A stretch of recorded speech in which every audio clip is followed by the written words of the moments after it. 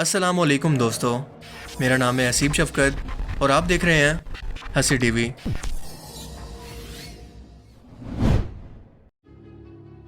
2021 میں ریلیز ہونے والی فلم ڈون، جس میں امام مہدی علیہ السلام کو ایک نوجوان لڑکے کی صورت میں مسیحا بنا کر دکھایا گیا ہے، مگر وہ مسیحا جو دراصل ولن ہے اور اقتدار اور دنیاوی دولت کا بھوکا شخص ہے۔ پوری فلم کے اندر اسلامک عربک کلچر کا مذاق بنایا گیا ہے جیسے یہ کسی اور دنیا کی مخلوق کا لباس ہو جو آج کی دنیا کے اندر پہننے کے لائق نہیں۔ یہ فلم دراصل اڈاپٹیشن ہے 1965 کے ایک ناول سے جس کا آتھر ہے فرینک ہربرٹ، جو عرب کلچر سے کچھ زیادہ متاثر لگتا ہے، اتنا زیادہ کہ امام مہدی علیہ السلام کو ایک ولن دکھا کر ایک عرب سرائی ملک پر اسے قبضہ کرتے ہوئے دکھایا جاتا ہے، اور یہاں پر اس کا نام بھی مہدی ہی رکھا گیا ہے یا سیویئر۔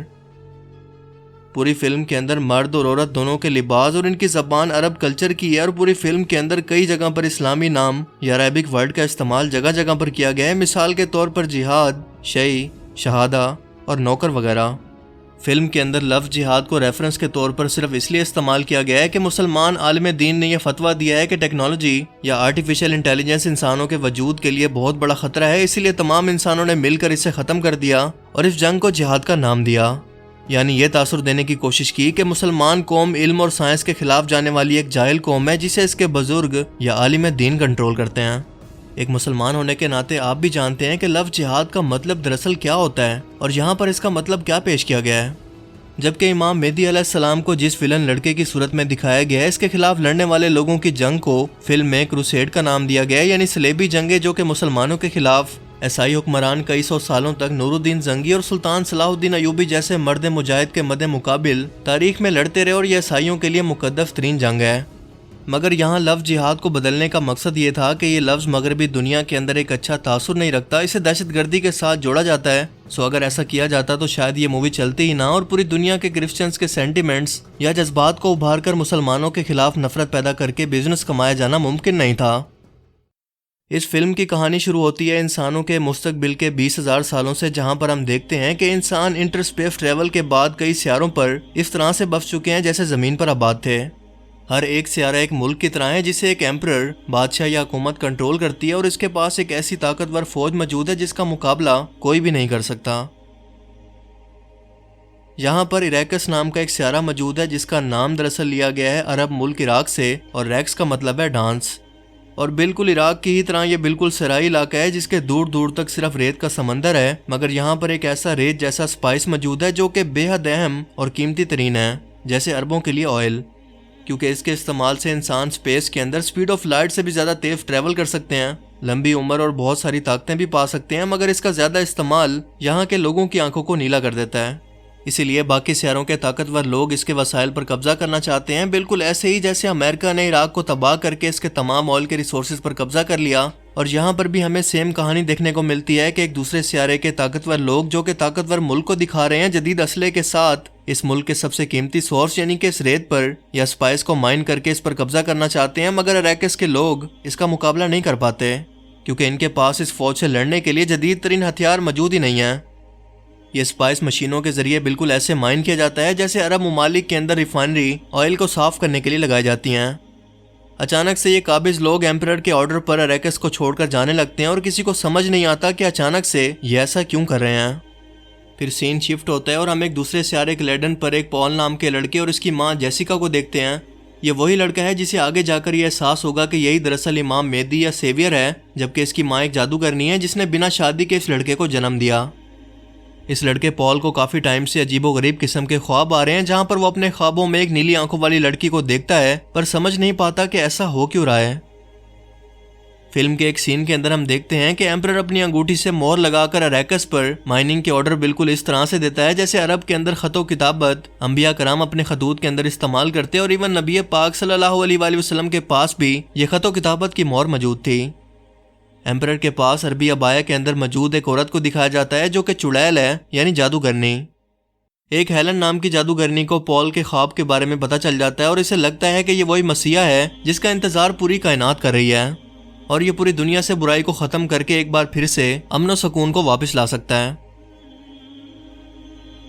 پال جب یہاں پر پہنچتا ہے تو یہ اریکس کے لوگ اس کا ایک مسیحا کی طرح استقبال کرنے کے لیے کھڑے ہو جاتے ہیں، اس طرح کے عربک لباس میں جو کہ عرب ملکوں کا کلچر ہے۔ اس صحرا کے اندر کچھ بڑے بڑے کیڑے بھی رہتے ہیں جو کہ آواز کو سن کر اٹریکٹ ہوتے ہیں اور یہ بہت خطرناک ہیں۔ یہاں پر صحرا کے اندر لگی ہوئی مائننگ مشین کو آپریٹ کرنے والے لوگوں پر جب ایک کیڑا حملہ کرنے لگتا ہے تو پال کو بھی ان کی مدد کرنے کے لیے ان کے پاس مجبوراً پہنچنا پڑتا ہے، لیکن اس اسپائس کی طاقت کی وجہ سے اسے خود کے اندر کوئی بہت ہی غیر معمولی بدلاؤ محسوس ہونے لگتا ہے۔ اسے دوبارہ وہی نیلی آنکھوں والی لڑکی دکھائی دیتی ہے، مگر اس بار جاگتی حالت کے اندر، جو کہ اسے مارنے کی کوشش کرتی ہے مگر ایک تلوار سے۔ ایک بار پھر سے وہی ہتھیار جو کہ عرب کے لوگ جنگوں کے اندر استعمال کرتے ہیں۔ فلم میں آگے چل کر ہم دیکھتے ہیں کہ پال کے باپ کو ایمپرر کی فوج دھوکے سے مار دیتی ہے اور اب پال کو یہ خیال آنے لگتے ہیں کہ وہ اسی لڑکی کے ساتھ مل کر ایمپرر کی فوج سے لڑ رہا ہے، لہٰذا وہ یہاں کے مقامی فیمنس کو ساتھ ملا کر اس جنگ کی تیاری شروع کرتا ہے اور اس کے پاس ایسی غیر معمولی طاقتیں موجود ہیں کہ یہاں کے لوگ بھی اس پر یقین کرنے لگتے ہیں کہ یہی دراصل اصل مسیح ہے جو کہ ہمیں ہر طرح کی مصیبتوں اور فتنے اور فساد سے نجات دلوائے گا، کیونکہ یہ کسی سپر ہیرو کی طرح آنکھوں سے روشنی کو نکال کر اپنے دشمنوں کو تباہ کر سکتا ہے، صحرا کے اندر رہتے ہوئے کچھ پڑھ کر پانی کو نکال سکتا ہے، لوگوں کے دماغ کو کنٹرول کر کے انہیں آپس کے اندر لڑوا سکتا ہے۔ ہم دیکھتے ہیں کہ اسے جنگ پر جانے سے پہلے ایک ہولی واٹر کو پینا پڑتا ہے جو کہ اس دنیا کی جسمانی پابندیوں سے اسے آزاد کر کے ایک روحانی جسم کے اندر بدل دیتا ہے۔ اسے بار بار کوئی غیبی طاقت مستقبل میں ہونے والے واقعات کا اشارہ پہلے ہی دے دیتی ہے اور بتاتی ہے کہ اسے آگے کیا کرنا ہے، بالکل ایسے ہی جیسے امام مہدی علیہ السلام کو اللہ تعالیٰ کی مدد اور تائید حاصل ہوگی، اللہ تعالیٰ ان کا مددگار ہوگا، مگر ان پر وہی نازل نہیں ہو سکتی کیونکہ وہ پیغمبر نہیں ہیں۔ مگر اس فلم کے اندر انہیں ایک ایسے ولن کے طور پر دکھایا گیا ہے جو کہ حکومت وقت کے خلاف اپنی فوج کو تیار کر کے بغاوت کرتا ہے، لوگوں کا قتل عام کرتا ہے اور امن نہیں بلکہ جنگ چاہتا ہے اور اسی کے ذریعے اقتدار کا خواہش مند ہے، جبکہ امام مہدی علیہ السلام ایسی تمام دنیاوی خواہشات سے پاک ہوں گے اور اللہ کے حکم سے قانون نافذ کرنے والے ہوں گے، اسلامی قانون نافذ کرنے والے بنا کسی لالچ اور خود کے مفاد کے۔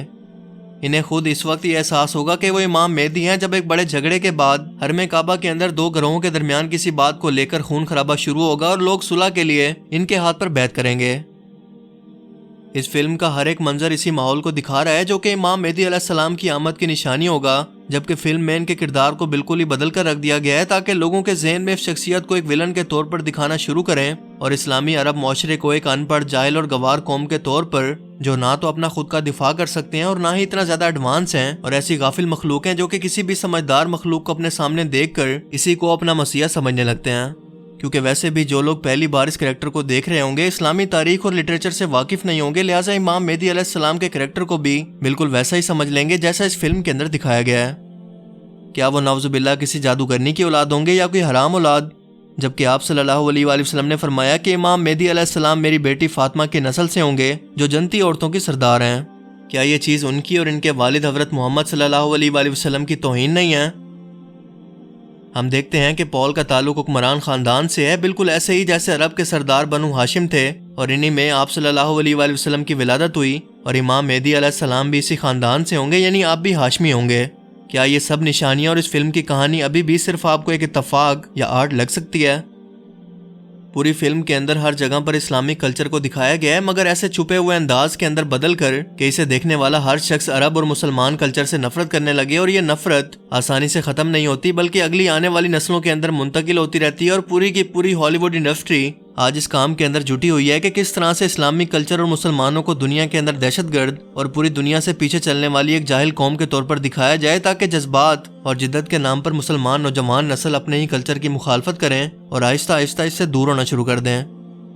اس کا علاج صرف یہ ہے کہ ہم مسلمان ان کا مقابلہ کرنے کے لیے اسی پلیٹ فارم کو استعمال کریں اور اسلامی تاریخ اور حقائق پر مبنی ایسی فلمز کو بنانا شروع کریں جو نوجوان نسل کو اپنے آباء و اجداد کی تاریخ کو ایک بار پھر سے یاد کروائیں، مستقبل کے بارے میں قیامت کی نشانیوں کو بیان کر کے ان کے ایمان کو تازہ کریں، جس کے لیے ہم سب کو مل کر ایک ساتھ متحد ہو کر کام کرنا ہوگا، جو کہ آپ کے دشمن نے ڈیوائیڈ اینڈ رول کے ذریعے آج بہت مشکل کر دیا ہے۔ اور یہی وجہ ہے کہ یوسف علیہ السلام کی زندگی پر قرآن و حدیث کے مطابق ایک مووی بنانے پر اس کے ڈائریکٹر کو خفیہ طور پر کینسر انجیکٹ کر کے مار دیا گیا، تاکہ وہ مستقبل میں اس پلیٹ فارم پر ان کا مقابلہ کبھی نہ کر سکیں، کیونکہ وہ بنی اسرائیل کی اصل تاریخ کو یا یہودیوں کی بدعمالیوں کو دنیا کے سامنے ایک مووی کی صورت میں لانے والے تھے،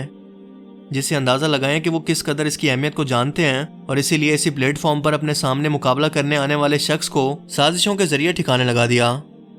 مگر دشمن مفاد پرستوں کو حکومت میں بٹھا کر انہیں دنیا داری اور حکومت کا لالچ دے کر دوبارہ شاید اسے ممکن نہ ہونے دے، مگر تب تک آپ لوگوں کے اندر آگاہی کو پھیلا کر اپنے حصے کا جہاد کر سکتے ہیں۔